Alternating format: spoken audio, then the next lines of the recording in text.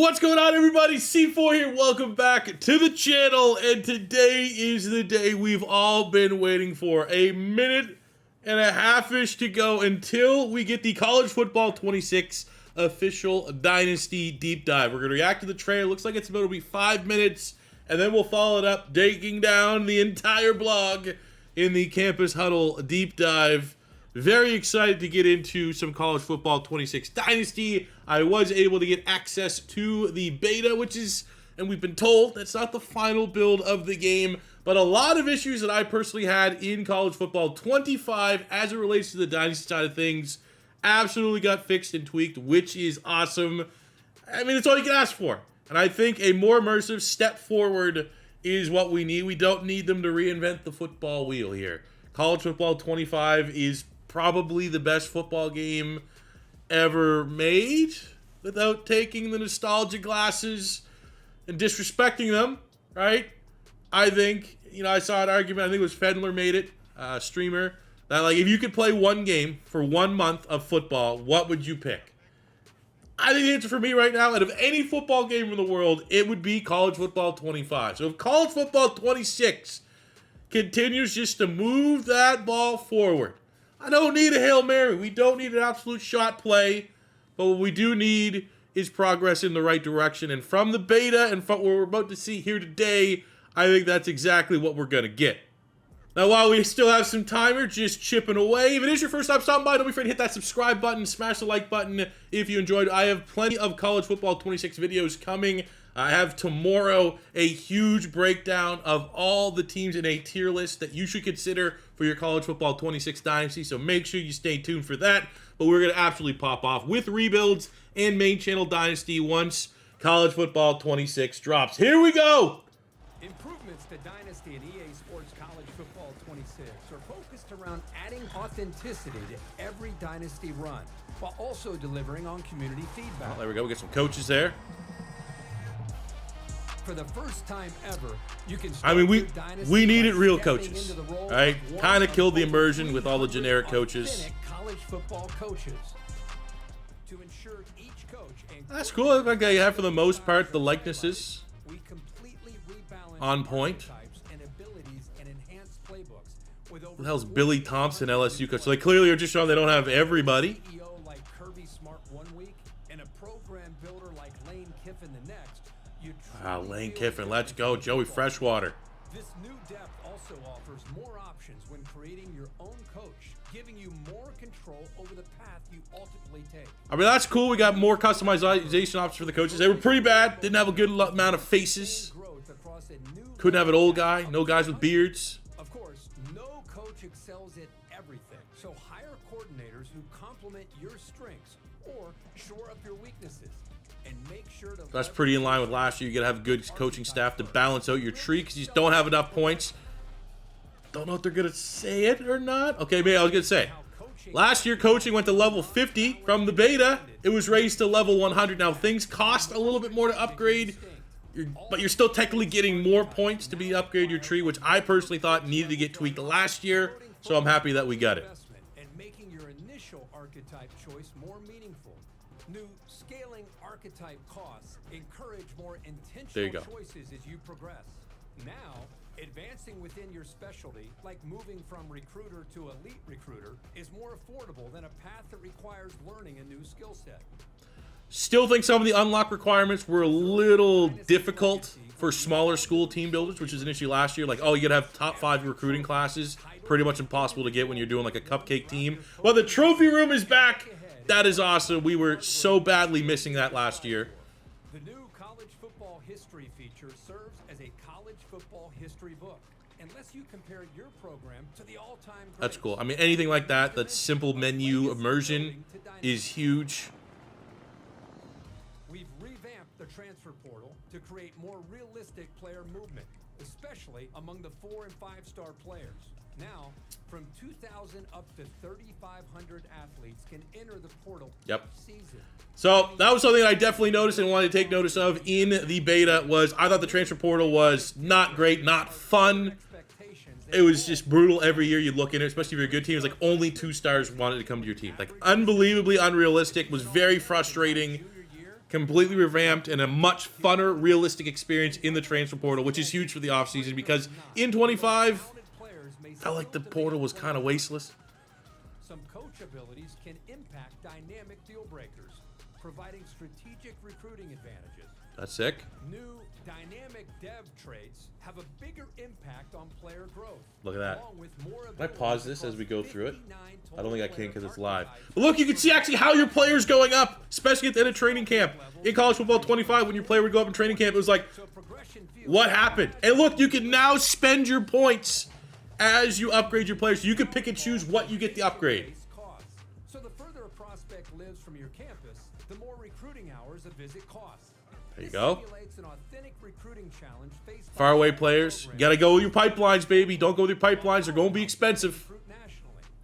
New recruiting battles create high-stakes showdowns when multiple That's sick. schools are neck and neck for a coveted recruit. Didn't really get a lot of that in the beta. Are now front and center on your prospect list. That's sick. So you Less always menus. You have to know find out what you exactly where need. to focus your efforts. When it comes to wear and tear, Okay, wear and tear. I'm going to mute this for just 1 second. The one thing I didn't love, because I mean, wear and tear is kind of self-explanatory, it talks in the background. Still think they could optimize the menus a little bit more in recruiting. There's still a lot of like backing in, backing out, which kind of sucked, but it is what it is. This is also sick. You get sliders. Can adjust pretty much everything with sliders, which is incredible. That's all we ever ask for, I think, from someone that loves to have complete customization over my Dynasty mode. Let me control everything. Let me min-max everything with sliders, difficulty, for recruiting, for wear and tear, and everything in between. And that's kind of what we're getting here. per team. New formation subs provide flexibility to assign players to specific alignments, adding ways to strategically exploit opponent team weaknesses. Take advantage of new position archetypes with up to 50 Cool. Very subs similar to per Madden team, 26. packages that persist season to season. With crossplay in Dynasty, build your college football empire with friends on any I mean, if you platform. play that, that's sick. Use the enhanced Jealous of those of you that have big and new friend members dynasties. tab to effortlessly manage your Dynasty Shane Gillis, I'm in. connected. Pre-order the MVP bundle. Includes both EA Sports College Football 26 and Madden NFL 26 for Xbox Series XS and PlayStation 5. All right. But here's what we've been waiting for. The Dynasty Team Builder Deep Dive. Now, I think it said it was like 70,000 words, which, on one hand, if it's just a lot of word salad and we're not really getting the Dynasty experience we need, doesn't matter how long it is. But also, can we take a small step back? And those OGs remember back in the day when they used to do the franchise deep dives in Madden, and it was one paragraph. You had 3 paragraphs of gameplay, 5 paragraphs of Ultimate Team. We get a little smidge of franchise mode, and how the tables have turned. So let's see what we got here. Building on the foundation. When we set out to design college football 25, we had a multi-year vision of what we wanted to have Dynasty Mode become. This year, there's more importance on building your coach. You got building your program and delivering the world of college football. So a big change this year is obviously they have improved the likenesses and brought in some real coaches. Now, they have 300 authentic coaches. We saw it during the trailer. LSU's coach wasn't Brian Kelly, which would be hilarious. I wish they still had. Well, you know what's going to happen. They're going to get the evolution of having like cutscenes when you recruit. So you can have Brian Kelly like doing the gritty and stuff like that. That'd be sick. But we get the great Lane Kiffin here as an example. But that's cool. But the big thing is like, man, they customizing and creating your own coach last year was terrible. Now they gave you 700 faces, but they all were pretty much the same. You had like what, 3 shirts? Like it was borderline disrespectful for having a customization option be that lean. But it seems like this season they have, I mean, you could go guns out. Absolute gun show. I'm telling you right now, our coach is going to have that. You can get a coat. Everything else kind of does look the same here, but coach progression is taking a step forward. And as I said, breaking down the trailer from the beta, they did increase the maximum coach level from 50 to 100. Now, it's not an outright double because upgrades do cost more, but not enough to like cancel it out. You still are getting more coach levels overall to be able to be unlocked, which was an issue of mine last year. I thought that this should be something where, and as we go through this blog, they've added sliders so that you can customize your own franchise mode. I thought last year you could keep it at 50 for people that wanted the default experience, But for a lot of people, man, by the time you got to like year 10 of your dynasty, you were like, you were capped out. It felt like, all right, there's nothing left to do, right? And people love having long dynasties. Like, that is one thing that college football video games have over pretty much any other type of football game, is people will play it for 30 years if you give them the option. And I felt like having level 50 be the cap, I think it's fine for some, not for all. Why not have an option anyways to have it 100? So I think overall making the decision just to bring it up to 100, as I saw last year, players were hitting the level cap too early and maxing out progression before the later years of the dynasty was not intended. So I'm happy that they were able to do that. So you're going to be able to unlock a lot more perks, because the reality was last year, you could max out recruiter, you could max out, strategist. But then it was like, okay, I got enough for maybe like one more, especially if I stretch myself out too thin, because you had to pay that cost immediately to just unlock the other sections of your skill tree, let alone like upgrading the upgrades within it. It just got real expensive. And it was very unforgiving because you couldn't refund your points. It was kind of all or nothing, especially if you're in like a long-ass dynasty. You don't want to be making a mistake on your coaching, which certainly helped out us content creators, because anytime you made those coaching skill tree guides, like a lot of people flocked to those because it was so all or nothing for your own personal dynasty. Before you invest all your time into that, you want to make sure you're making the right call. But it's pretty. It was tweaked well. I definitely enjoyed it. I think it's the classic EA trope of a step in a right direction. I will say overall, maybe within the upgrades here, they could have maybe refreshed what you got in the upgrades a little bit more. There is a little copy and paste there. I also think my biggest issue still remains with the unlock. I think, like, as you can see up here, like the green one. Last year, the green one, you had to have 2 top 5 recruiting classes, I think it was. It was either that or like 10 draftable picks. Whatever it was, very, very difficult to do on a cupcake team. Very easy to do if you're playing as Georgia, playing as Michigan, Ohio State, all those ones. And I felt like, read the room for your player base. I think if you looked at the analytics for Dynasty last year, 90% of the players are doing cupcake teams. So I think that needs to be a little more respected for how attainable some of these upgrades ended up being. And I still think they're a little bit on the strict side, but obviously that is by design. That is how they want that to be handled, which, it just kind of is what it is. You still have your same 3 archetypes for your coach, which, I mean, I think most people would, this change encourages more focused investment early in your career. I think a lot of people did that anyways. I think if I started as a recruiter, I wanted a lot of my points for like the first year and year or 2 even of my dynasty to go strictly into recruiter, so it made it that much easier to find studs. I don't think there was a lot of people trying to expand out their tree as fast as humanly possible. But now this year, they are kind of directing you a little bit to focus on just becoming a specialist earlier than jack of all trades. But as I mentioned in the trailer, this is good, right? If you start as a recruiter, becoming an elite recruiter will be much cheaper than trying to learn a completely new skill set and become a motivator. Just like in real life, it's easier to grow within an existing area of expertise than to take on a new and unrelated skill set. So, makes sense. As you can see, they have also rebalanced the abilities within each archetype. I mean, maybe not enough if you wanted to nitpick as far as like new content's coming in. I kind of think akin to, your coaching trees in Madden, where like they do add a couple new things here and there, might retweak a couple things, might make the cost of things different, but generally it is a lot of the same abilities, which is fine in a way, because how much more different abilities would make sense to add to the game. But I definitely think there could have been, maybe a couple new ability trees completely reinvented, added in. I think that would be cool. But also not necessarily going to hold that as an outright negative, because what they have right now is mostly what you would want anyways. And you don't really want to see them just add something for the sake of adding something new. But, there's that balance between copy and paste and continuing to innovate, I suppose. And I think at this time, if you guys have any suggestions of abilities you think should be added to a tree that's missing from College Football 25 and now 26, let me know in the comment section below. I might be able to push that upstream to the powers that be and at least make it a discussion point. Coach Carousel sucked last year. I didn't like it. I think Most of the community didn't like it. It was weird. It was random. It was a little too all or nothing. It a lot of times didn't make sense. Like, you could dominate a small school program and get no realistic offers whatsoever. Even if they opened up, a lot of big teams wouldn't have any interest. So let's see what they have done. This is probably one of the few things from the beta I didn't get to really get a lot of experience with. So let's see. You'll now receive notifications when your coordinators accept or decline offers, which makes sense because with how the skill tree works, you really do want to always prioritize your offensive and defensive coordinator to complement your skill tree because you don't have an infinite amount of points. You need them to kind of balance out the difference here. So whether they're leaving for a promotion or jumping ship, you'll stay informed. You can be ready to react.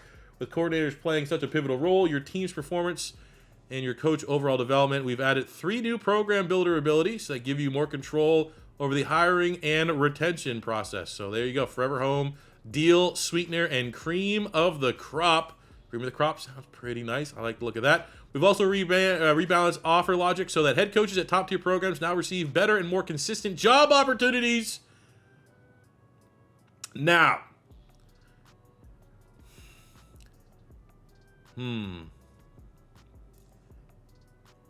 what does that mean?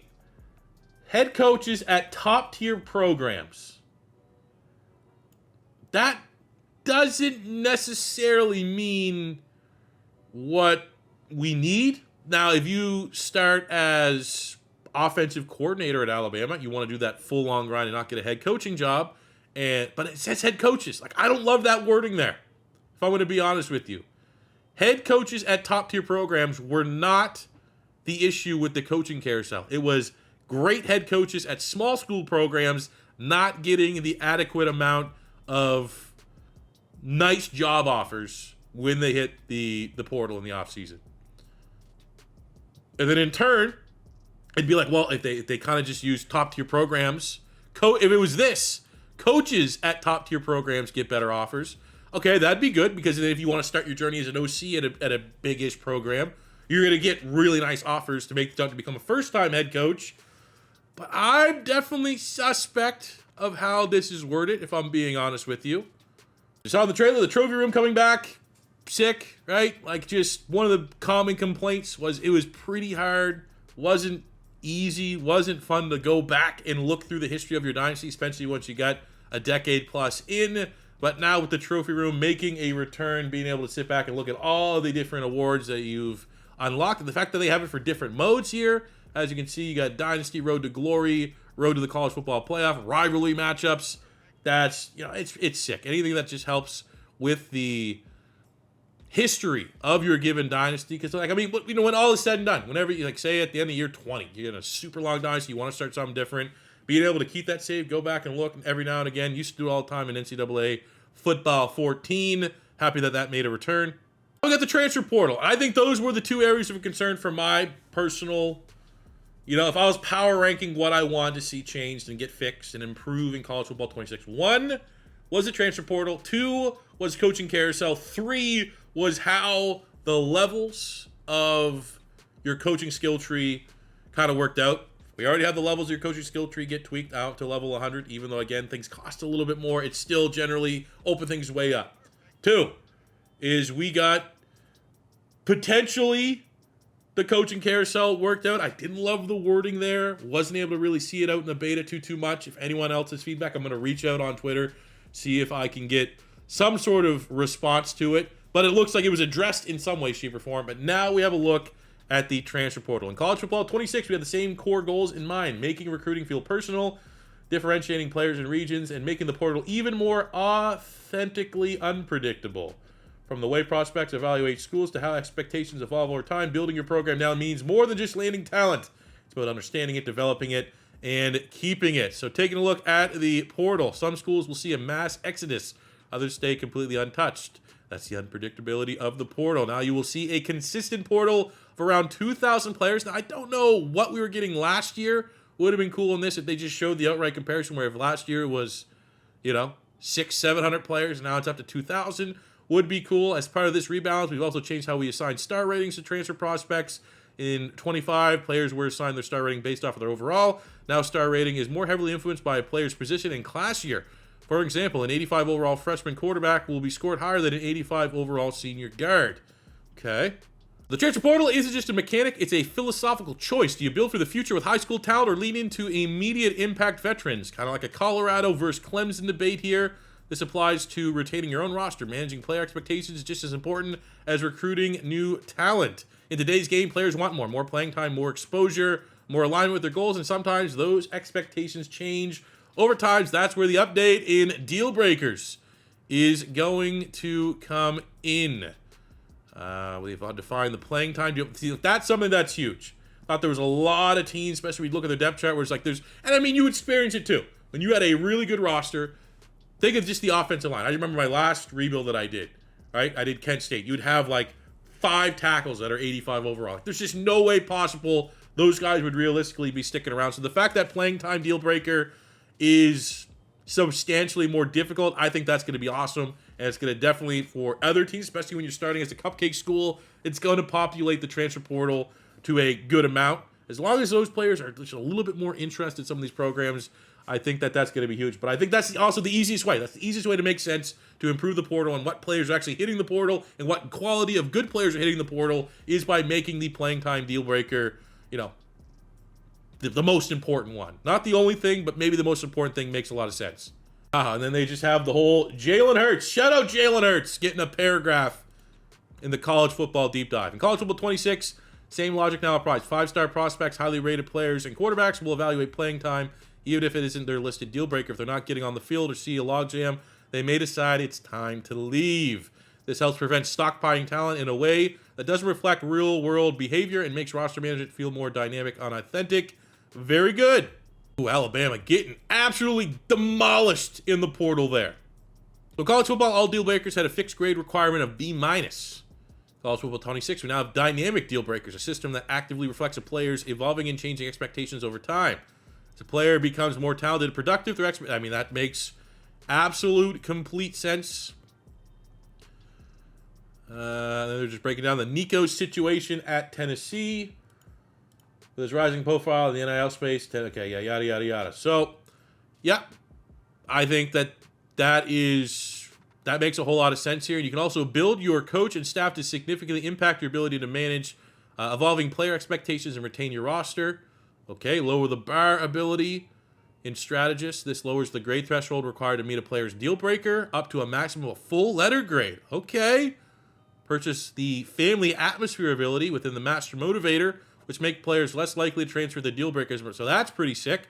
Players do decide to leave. Abilities in the program, builder archetype, you got gift of gab, roster retainer, and full refund.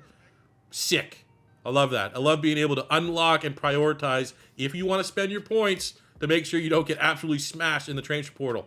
You get a set of sliders, which is nice here with the transfer portal customization. So whether you want a wild modern era portal or a throwback to the days where transferring was far less common, you now have full control over how, and I think I speak for everyone. In rebuilds and in Dynasty, I want the absolute wild, wild west. But, like everything, every single thing, pretty much everything that gets talked about here, having the ability to have sliders and modify it for every user's given Dynasty, that's the way of the future. We need to have that. So now they have updated how your school grades are applied. Your strength and weakness across your 14 core categories. Okay. In addition to playing time improvements we outlined earlier, we now consider actual snaps played. So, I mean, that's good because there definitely was a couple times where, like, your deal breaker just didn't make sense. And a couple times, especially when you're on a bad team, where, like, you know, if a player wants to hit the portal because our team sucks and they're clearly good, like, they should have that. But there was a couple times I felt like last year, I remember, like, on my Hawaii Dynasty, where it's just like, there's no way. Like, why is this guy getting hit for, like, you know, playing type or like offense type, which like I'm feeding you the ball. You're getting so much. That clearly there's so many other deal breakers than what it was, and it felt like it was just kind of players were getting forced down unrealistic deal breakers. So I think the fact that, you know, one of the biggest changes here comes in pro potential. Previously, this grade estimated a program's ability to produce NFL talent based on the current roster. Now, pro potential is based on the school's historical draft results over the past 4 seasons, and it's tracked by position. Sick. Nice. And you can be, yeah, wide receiver. Okay, I love that. That's a great improvement. Oh, right on. I wasn't reading ahead. Playing style. That was my least favorite deal breaker last year. It just didn't make sense. The stat-driven grade tied to how your team performs on the field. Every archetype, including the new ones, has its playing style tracking reevaluated. Last year, many defensive players were overly reliant on individual stats like picks, tackles for loss, often leading to small sample skew. This year, more player types, especially on defense, evaluate team-level stats like average passing yards allowed. Okay, very nice. Love that. Now we have the location-based recruiting, which is sick. We saw that in the trailer where, you know, the hours are going to change based on how far our players. This is going to put priority on using your pipelines, which is going to be very nice. And you know, it was always very powerful to eventually, through your tree and your coaching ability, upgrade your pipelines and make your pipelines easier to establish and increase the rating of your pipelines. But now that you're getting an additional boost for the amount of hours it takes, I love it. And I love the ability, especially for small school programs. Get your local kids. It's going to be so much more value than just trying to chase maybe the cheese 3-star that has no offers. Get the 3 stars that are within your pipeline, because you're going to be able to get more of them because they cost so much less.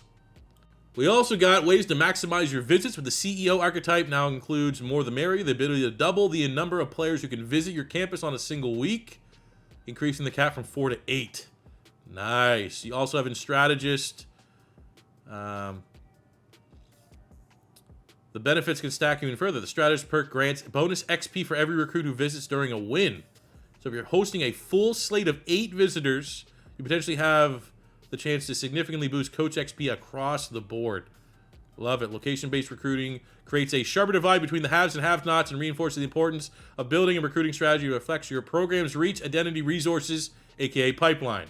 They have 2 key improvements to the scouting system. First, they've reordered how attributes are displayed during scouting, ensuring the shared ratings across archetypes appear in a consistent order for every position.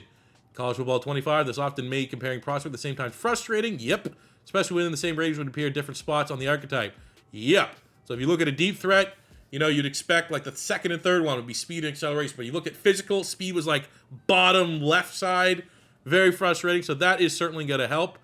Now, if you press the mind reader for a recruit's position group, you'll be able to reveal their dev trait directly through scouting. Because remember last year, you had that, it was like a chance, a small chance to reveal their dev trait. Does this mean that it's going to be automatic if you max it out? Because if so, okay, right there, reading it. The mind reader ability, yes, awesome. Love that, because now it makes it almost a must.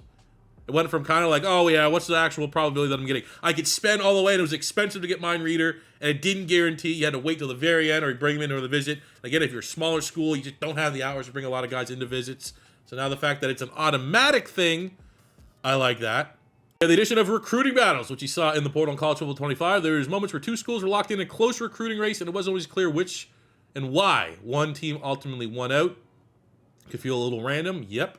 Now when one school reaches the commitment threshold and the other's right behind them, a recruiting battle will be triggered. The recruit won't commit right away. Nice. I love that it's a little bit more competitive, and instead they will set a new higher commitment threshold, giving both schools a short window to stowed. Sick! Recruit generation, they've bumped it up to 4,100. They've also rebalanced several key aspects of recruit generation, physical, mental abilities. Okay. There'll be fewer gold tier abilities, which makes sense. Can we just get less white corners? I think that's fair to say. Like, if we get a little bit more realistic names and I don't know, player likeness, I guess, would be maybe what we'd want to phrase that as. You know what I'm saying? I think everyone knows who's an elephant in the room. Like Cooper DeJean. Love Cooper DeJean, maybe inspiring the next generation. But also, settle down. We got here where they updated the sway or not sway. I don't think I ever used sway once last year in recruiting. So them improving that and making it a little bit more important, sure. I mean, they definitely have the data to back that up. That like no one was really using sway. It was either send the house or bring them for a visit. With the improvement of quality of life. So in College Football 25, team needs was only accessible by clicking something. Now it's at the top of your recruiting board there where you can see where you need it. Again, I still thought there was still a little too much clicking in and out when you want to like allocate your hours and stuff like that. In the recruiting board, you now see up or down arrows next to each recruit's name, indicate if you moved up or down the recruit's board. You have the pitch stage for the red dot. So, I mean, I guess it does give you quick prompts, which make things a little bit easier. But again, in my opinion, I still feel like this screen is a little bit better for sure. I still think going in each individual recruit, there should be a way to, I don't know. I guess the way would be like mass offer thing. Like there should be a way that every single player at the top, I can offer, you know, like whatever recruiting hour I want. Like if I want to give everyone 25 right away, I should be able to hit one button and get everyone 25. The fact that you still got to go in to every single player and pop, I feel like that's the next stage, and I think that'd be perfect. I think we need it. It's still a little too tedious. Player progression is huge. Player progression was weird, felt random, and I absolutely despised how they showcased how your player went up in rating at the end of training camp. It was literally, I still to this day don't understand how it worked. You'd have to almost literally like take a mental screenshot of what your team ratings were before training camp and then remember what they were when you're looking at post-training camp. So they've increased the number of skill group levels from 10 to 20. Players' development trait will also play a bigger role in off-season progression. While there's still variability to how a player develops during the off-season, players at Impact Star and Elite Devs will now have higher minimum they will progress. This increases the likelihood that a player with a better dev trait will progress faster than one with a normal.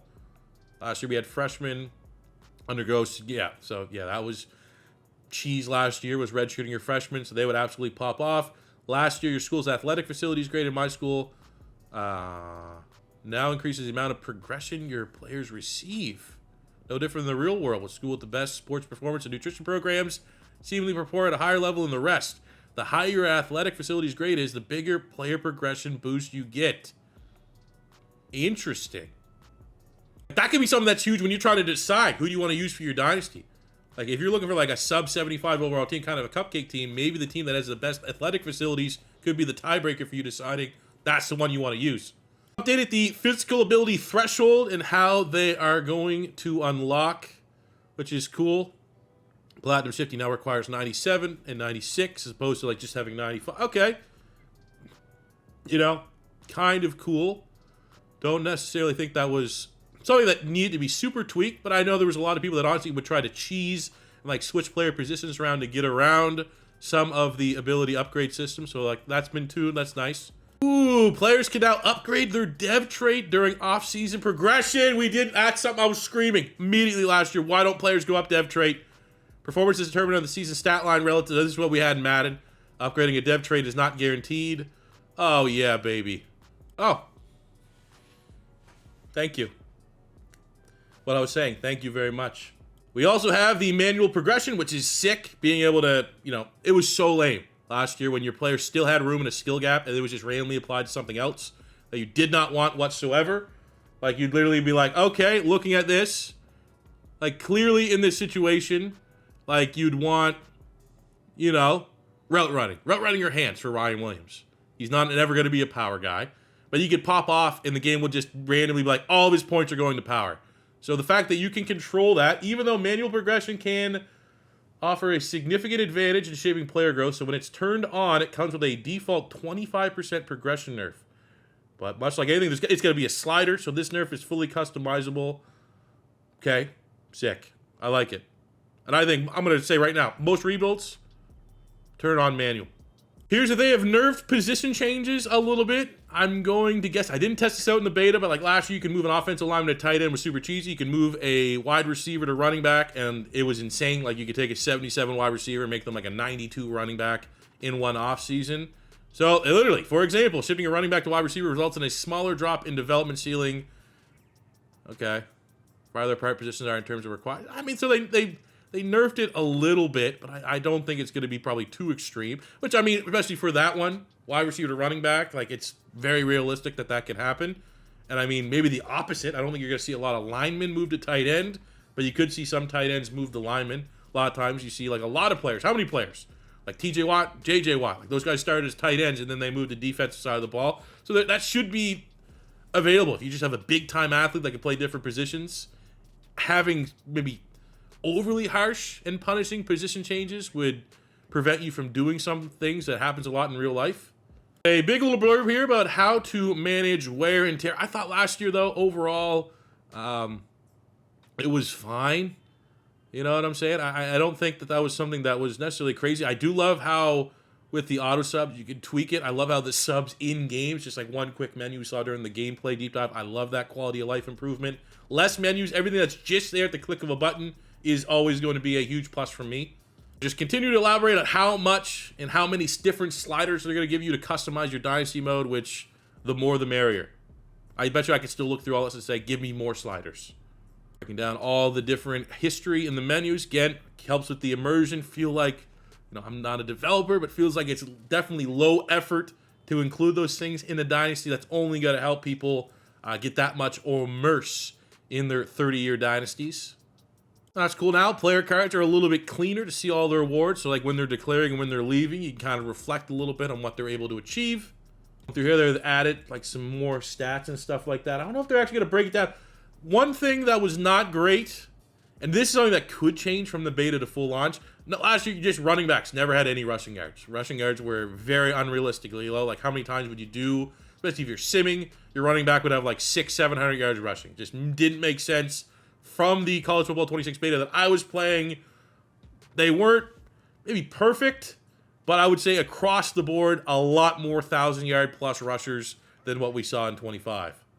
We had the addition of a bunch of new archetypes: speedster, route artist, physical route runner, elusive route runner, gritty possession, gadget receiver, contested specialist. Cool. Love that. Gadget receiver. Dual player might take snaps at quarterback or running back. So I imagine like that's probably going to be more often than not like an athlete. Blurb about formation subs. We have custom conferences and protected opponents, which, you know, I'm not gonna lie, more often than not, protected opponents. I mean, you gotta have it, but sometimes it's a pain in the ass when you want to just completely customize something. Or when and if you're using like a team builder in your Dynasty, could get a little awkward. But overall, not much to complain about there. Yes! This is huge. Going down quality of life. The dev trait in the player module. This was, you're welcome. Not saying, but I'm also saying this was something that I can't put a whole lot up the pipeline. I don't even get invited to events anymore. This was something anytime I could voice my opinion, it made no sense that I couldn't see my player dev trait. When you would recruit a guy, if you got 30 guys coming in, very difficult, especially if you're just doing a rebuild where I'm going year to year to year, and it's not fully immersive playing game by game. You're not going to remember the name of every guy that, oh my God, he had the impact dev. Oh my God, I had 3 guys with elite. You need to be able to easily see that, especially when you're setting your depth chart to decide who's getting on the field more. The fact that it's right there in the 2-player module, and they get the player dev trait in the ability sub panel. Let's go. I mean, now again, you know, only viewable players on my team. Who care? You know, who needs it for the other teams? That is sick. Let's go. I'm not saying, but if there's a chance, you're welcome. And then to round up the deep dive, what do we got? The dynamic time of day is sick. I love that. Didn't actually also get to see that in the beta. Spoiler, I was playing as Hawaii and didn't really have a lot of time of day changing. But Super Sim tempo adjusted. Okay, increased the number of snaps during that. Broken records feedback pops up. Forced win. Now when forcing a win or loss, it says the team name, so the team you're forcing. I mean, you shouldn't have to do that. Hopefully the sim is more realistic, so you're not losing to FCS all the time. Sim to points. When advancing a week, you can now sim to any week in the season rather than only specific weeks. Okay. Increase. Okay, yada, yada, yada. Team Builder. What do we got here coming in Team Builder? When we launched Team Builder, we were blowing away the creativity and passion from the community. It took forever to get it to work. And almost, I saw it a lot with Not the Expert, because obviously he has the pandas, and he's big in the whole people want to watch his Team Builder. He was losing his mind. Took him forever to get it to work. Took me forever to get it to work. So hopefully it's just a little bit more seamless. Like anything at launch, it's probably going to be rough. Let's see. Just like Dynasty Mode, Team Builder is part of a multi-year vision for us. One we continue to expand and deepen the experience over time. Last year's about laying the foundation. It had a beta tag on it. Our team's been hard at work polishing and improving the overall site performance. Team Builder's now gone on a completely new site, and it's 2 times faster. In addition to performance, College Football 26 will building the foundation, yada, yada, yada. You're limited to 10 custom images per team. Okay, so they've increased the amount. You can import teams from College Football 25. That's nice. Quality of life. You had any team builders that you loved last year, you don't have to, or I know some people were paying people to make teams. That will carry over. Okay. In Dynasty, all teams have set my school grades that define the program you are. Are you graded academics? Yada, yada, yada. So you can pick the template. You'll see your protected prestige. Some of these grades will show up exact values, others as ranges. That's by design. Okay, for example, your stadium atmosphere grade will adjust based off of the size of the stadium you select, and your championship contender grade depends on which team you replace in Dynasty Mode, since you will inherit their preseason ranking. Other attributes like stability won't come from your templates. Instead, they'll reflect your coach setup. Okay. So how much like overall customization? So you pick a template. I mean, this is where you get like your cupcake team and all that. Okay. I do think you should be able to set it a little bit, which would be cool. Enhanced roster editing. Yes, roster editing now has its own dedicated tab. One of the biggest feedback points was it's too difficult to assess how good or bad a player was. You added in the roster, College Football 26. You'll be able to see the overalls when editing in a player. So this is something that was brutal. In last year's game, you could not edit players and stuff like that in the app. You had to kind of save the roster as is, load the team builder in College Football 25, and then through your Dynasty with your loaded team builder, you could edit the players. Didn't love that.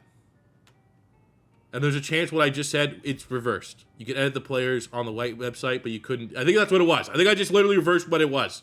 You could edit the players on the website, but as soon as you brought them in the game, you could not modify them, which was kind of lame. But so they just kind of revamped how you can build your roster. We've added 3. I know this is going to be a pain in the ass. A lot of people, they want to be able to have like a stadium builder. I'm going to guess that's probably going to be like a big feature next year if they didn't get it in this year. Pipeline tier.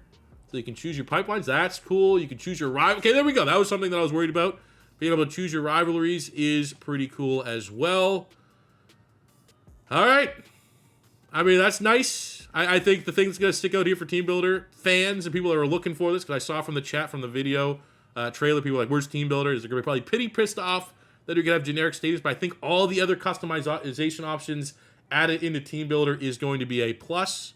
So with that being said, how do you guys feel about the deep dive here for College Football 26 Dynasty? I think I made a video, I know I made a video shortly after the release of 25 with like 10 things I wanted to see fixed. I think I got at least 6 or 7 from that list. So I'm very, very happy.